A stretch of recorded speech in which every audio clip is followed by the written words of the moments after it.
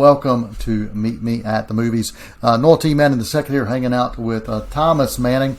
We're going to talk about a film today that is one of these films, Thomas. You know, you and I both enjoy post-apocalyptic films, or films that are looking at kind of the near future of what happens on Earth.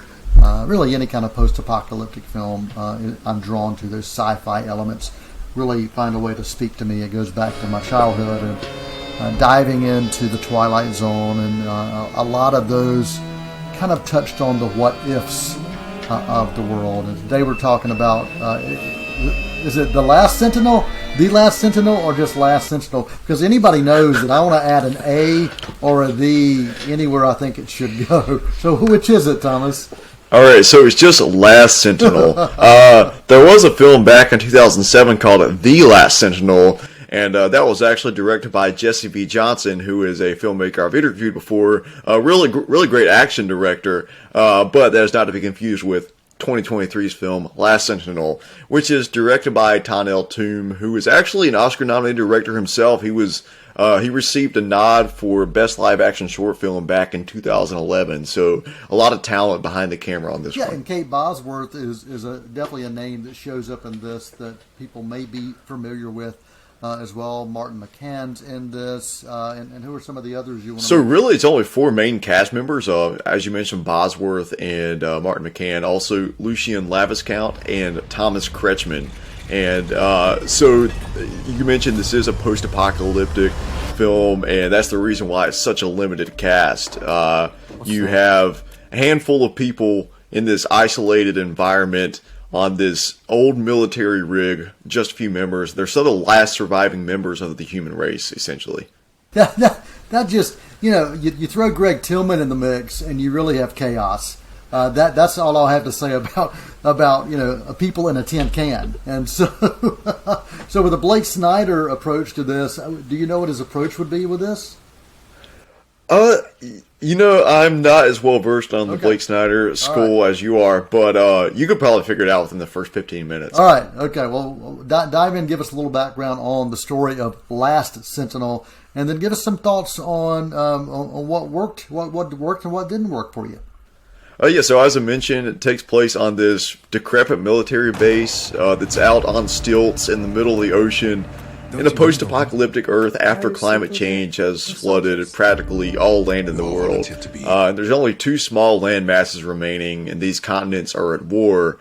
And one of the first things that stands out immediately in this film, within the first 5 minutes, is the sound design. So when you're in an environment like this creaky, deserted metal rig with a skeleton crew in the middle of this vast ocean, there's frequent tropical storms and hurricanes and tsunamis. There's an amazing opportunity to establish this envelope of environmental sound. And I watched this film, on my laptop with AirPods and noise-canceling headphones. And that's definitely, if you're going to watch this film, however you watch it, I know it's coming to some theaters. It's also coming to VOD soon. If you get a chance to watch it in theaters, I would recommend it. Okay. I would recommend it for a number of reasons, but I think the sound design is the one thing about it that hit me the hardest. And looking at the credits in the sound department, some of the sound designers have worked on the likes of recent films like Christopher Nolan's Tenet.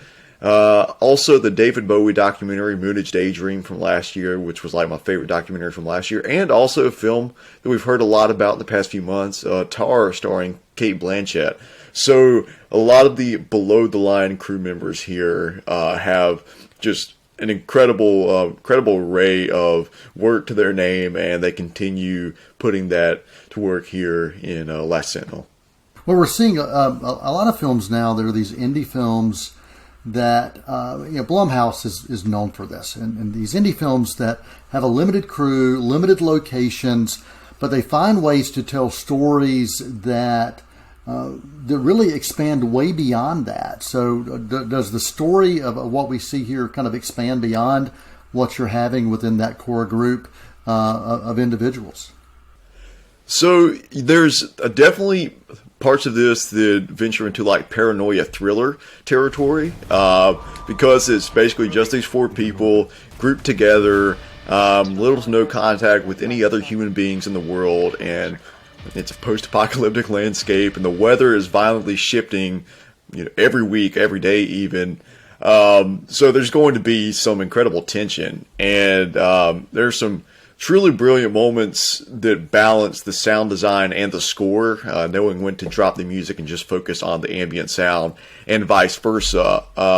And as far as the story and the characters, you have slivers of information about each of these characters' backgrounds that are slowly revealed at different points in the movie, and we find ourselves empathizing with each of the four main characters at various moments. Some of them we don't know 100%.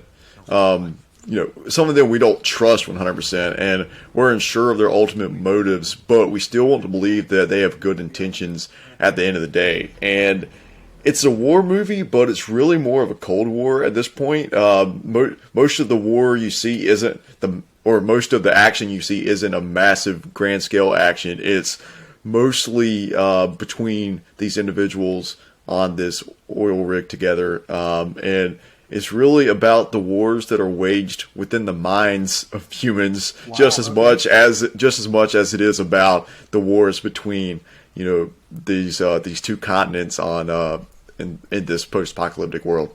Okay, really interesting. I am drawn to films like this, and also the films, the battle of the mind, as you talk about, and the battle of what is and what isn't. Sometimes there's that fine line, and you find yourself as an audience member putting yourself in the place of those characters and asking yourself, what would I do? What would I do? How would I react?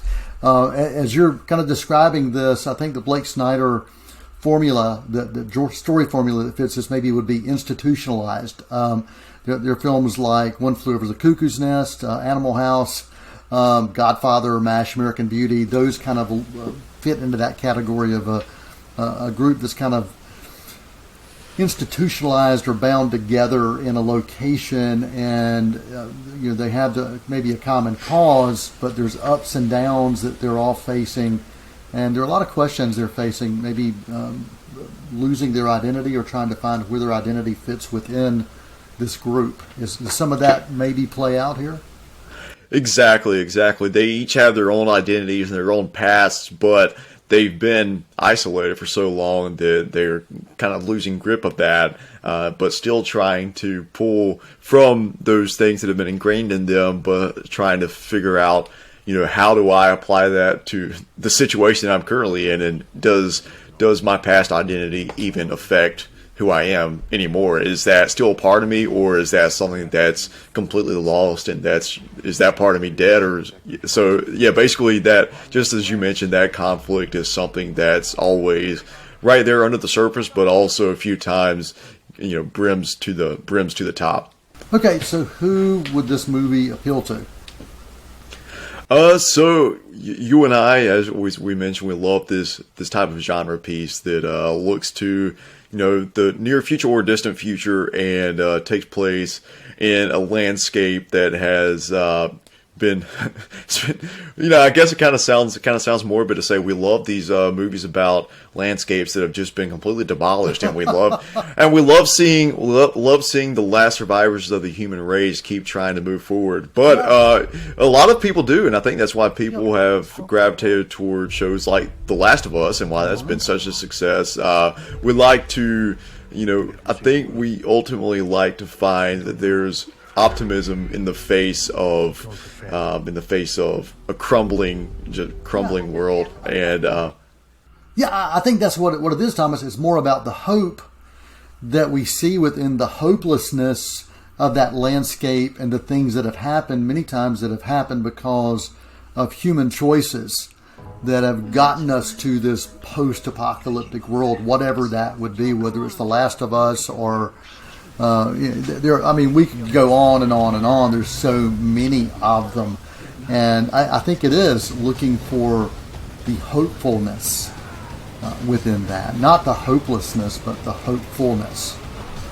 Most definitely, and also just generally, it's a very well-directed movie, and it makes use of fairly limited resources. I'm not sure of the budget, but I imagine it was Not extremely extravagant. And as we talked about many times, sometimes when you have more limited resources, that opens up a section of your creativity that you wouldn't have had otherwise. And the negative space that's used in this, the cinematography makes use of the vast emptiness in a very, very interesting way. So I just was quite pleased and quite surprised because I was not familiar. I hadn't really seen much advertising for this film, but you mentioned it to me, so I'm really glad I checked it out. And I think my overall grade for Last Sentinel is a solid B+, and I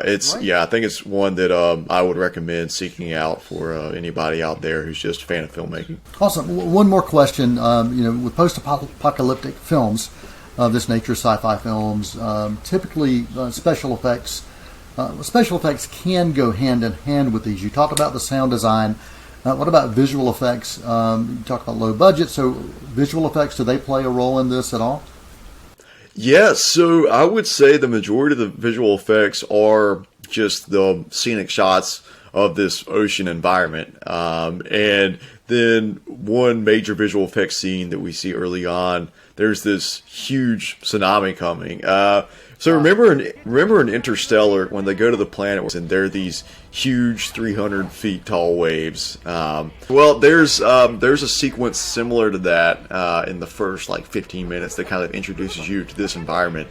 And I was really impressed with the VFX, but otherwise pretty practical sets. This kind of institutionalized setting on this abandoned military base. The sets there are built well and add a lot to the atmospheric vibe of the raw story. So, but more focused on the character and the character's interaction to that story than anything else. Exactly. Absolutely. Okay. The film is called Last Sentinel. Don't put "the" in front of it like Noel T. Manning II likes to do. It is available in limited theaters and also video on demand. Thomas gave that a B+. Appreciate you guys spending time with us right here on this Meet Me at the Movies Extra. You can always catch Meet Me at the Movies on C19 TV. That's C19.tv if you're looking for that online, or WGWG.org if you're looking for the radio or the podcast versions. Till next time, I'm Noel T. Manning II for Thomas Manning, and appreciating you. That's a wrap. Won't you come and meet me at the